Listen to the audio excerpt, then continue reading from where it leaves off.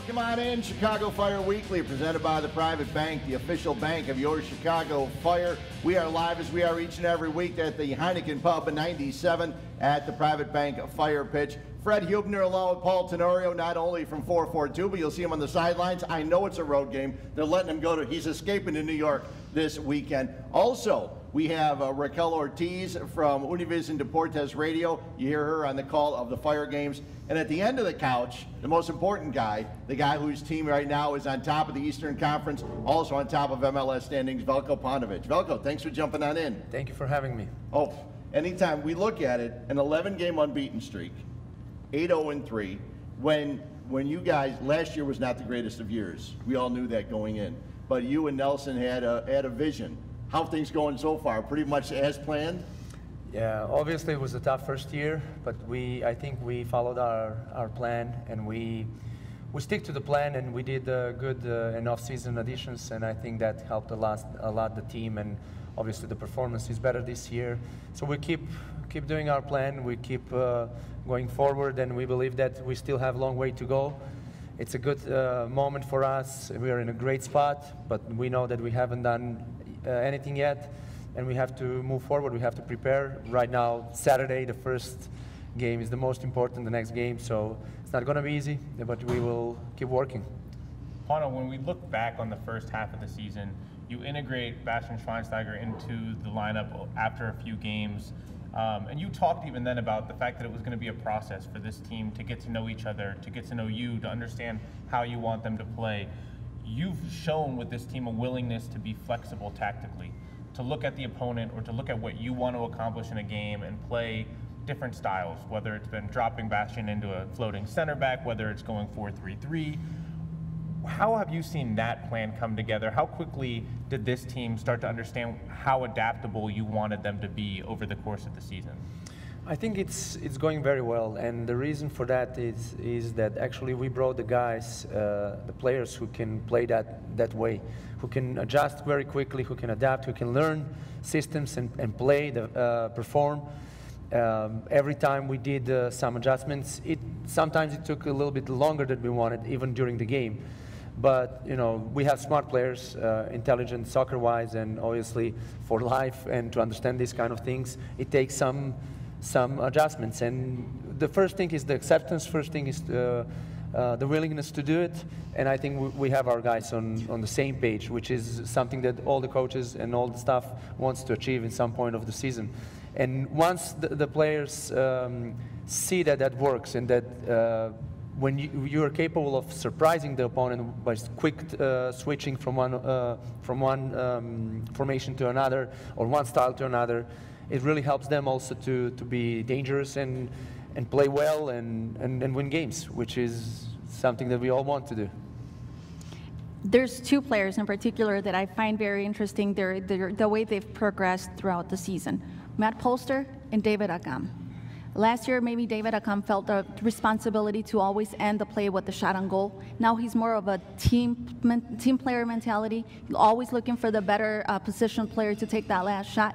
And Polster, maybe a little more disciplined, and I think on the it's a right back. I feel like he's showing he's capable of becoming a very I guess dangerous player. Those two players, the way they've progressed at least through this first season, can you just comment on those two? Yeah, of course. I think David did a great job this year with his preparation in preseason. He actually could have the full preseason, which helped him fitness-wise.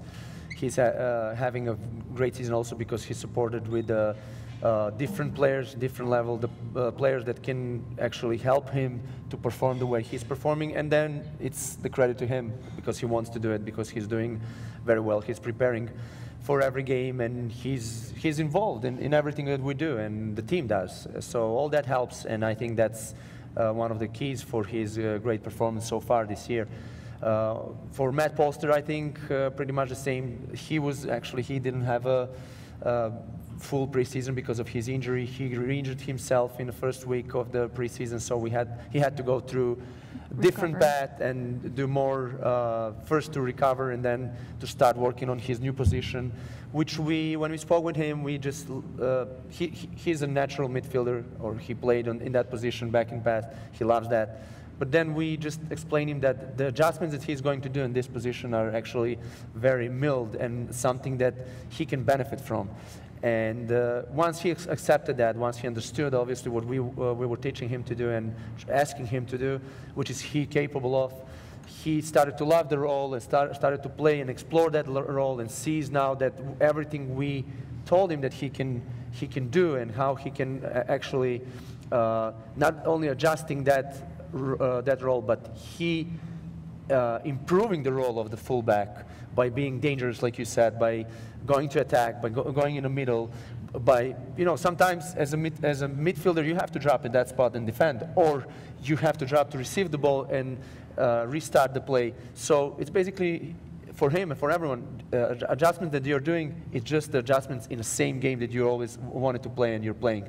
And there are some specifics, and these specifics takes time to discover and work and make them perform well, but it's nothing new for him and nothing new for whoever has to switch the position at some point of the game or his career. Chicago Fire head coach Veljko Paunovic joining us here on the couch. We've just gotten started. The Fire getting ready for the first time in 17 days. They're back on the pitch this coming Saturday as they take on New York City FC at Yankee Stadium. A game you can catch on CSN Plus this coming Saturday, 1 o'clock, a 12:30 pregame. We come back, we'll talk more about the Chicago Fire going forward. Right now they are atop the Eastern Conference standings, atop Major League Soccer. You can go to chicago-fire.com for tickets to the next home game, Saturday, August 5th, when New England comes to town, and $2 hot dogs, I'll be there. Presented by Red Hot Chicago. It's Chicago Fire Weekly, presented by the Private Bank.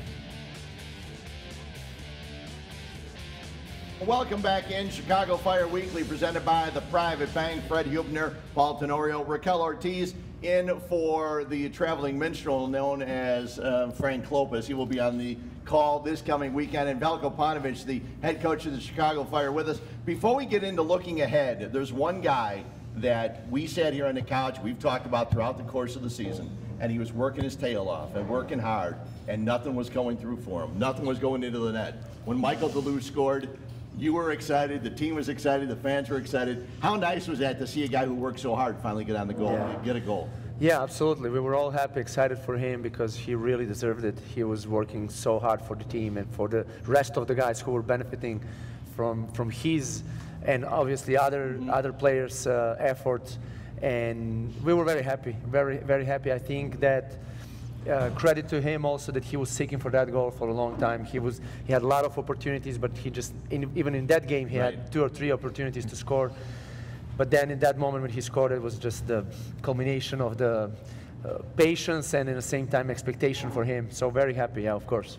I've listened to a lot of your comments after games this season, and you recognize and you're trying to embrace the excitement and the happiness of every win. But it takes like 2 answers for you to say, okay, on to the next game. We haven't accomplished anything yet. Now we're on to the next part of the season after this Gold Cup break, and no breaks early on. I mean, you've got New York, Kansas City, Toronto, all within the first 4 or 5 games, 3 of the very best teams in MLS. How do you make sure that this team has the right mentality, and how much is that the message? Yes, you're in first place halfway through, but there's a long part of the season left. Absolutely. Right now for us, that's what we are measuring, and we are very sensitive on any changes that we see in the locker room in our players, that if there is a complacency, if there is a comfort, if there is a lack of hunger, if we are very, very aware that what we need from now on is what we had so far. And if we drop just a little bit, it's not going to be good. And we have to keep measuring that. We have to be evaluating our guys constantly, challenging them, and every time there is any kind of distraction, we have to just address it and do whatever is necessary to adjust it. Because right now we have to understand, like we always say, it's great, win next game, win next game. That has to be the habit, and that's what we were looking for a long time. okay, now we have it. Now we can legitimately say we can play at home, and we expect to win, and we can go wherever we want to go to play on road, and we can expect to win. But we have to win. We have to earn it. We have to work for it. We have to stick together. We have to be on the same page. We have to know that what brought us here is the only thing that will keep us from now on to do the same. And this is what we are working right now. And this week, it's the key point. So thanks to social media, we kind of knew what the guys were up to during this break. What I want to know is how active are you in social media? What do you do away from the game when you're presented with the opportunity of a break? What does coach do? Well, social media, I was more active before than now, obviously. Once I have a great friend and the coach, my former teammate, Mono Burgos, he's assistant coach in Atletico Madrid to Cholo Simeone. He has a fantastic metaphor for us coaches. Once the season starts, we're going to the submarine, and we close the door, and we are not submerging until, we're not going up until the season is over and we want something. So with that said, basically you don't have time except for the family. You don't have time for any other distractions. But the family obviously is an important support for all of us professionals, for me more. And I love to be with my family. And when I have time for maybe sometimes to play the guitar, which I do less and less as it's very demanding, the job that we are doing, I do that. But basically I love what I do. I love being with the players, and I love coaching. Well, you may not have gotten away to have a bit of fun, but a few of your guys did, and I saw one of your defenders went and got married during a break in the season, Johan Kappelhoff. It must have been nice to welcome him back, and I'm sure to joke around with him a little bit. Yeah, it was a lot of jokes about that, but he actually, fantastic. I mean, that's a great life decision, and he's a fantastic guy, and he's going to enjoy it for sure. So it's going to I think he's going to become more mature now, which happens to every one of us. And that's going to help also for him to take care of himself, his family, his body, obviously, and be a better professional. And he was a great professional so far. So it's good for our guys that they are actually having a life experience, but despite the soccer experience that they're having in our city here in Chicago, in our club, Chicago Fire. We always know it's it's easier to have fun in practice and everywhere else when the team's winning. The one thing that Bastian Schweinsteiger seemed to have done, because he's been pulled in a lot of directions, throwing out a first pitch and everything else, but it seems like at practice, him sticking around, being the last one off the field, and also having fun with the guys on the pitch. Is that fun all going on because of the winning? Does he bring that and just a lighter attitude, and does it all kind of build in together? I think he brought it, for sure he brought it, but we had guys also who were the same.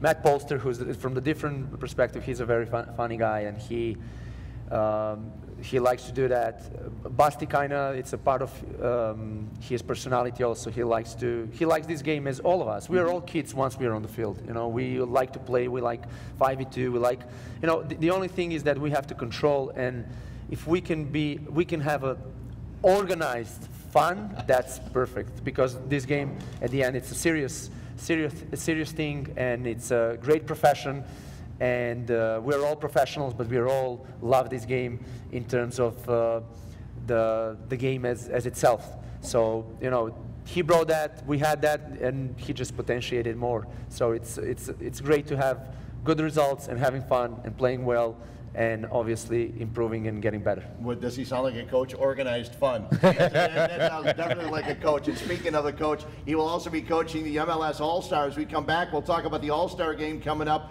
on August 2nd at Soldier Field. A few guys from the Chicago Fire making that squad. We'll talk about that when we come back. It's Chicago Fire Weekly, presented by the Private Bank.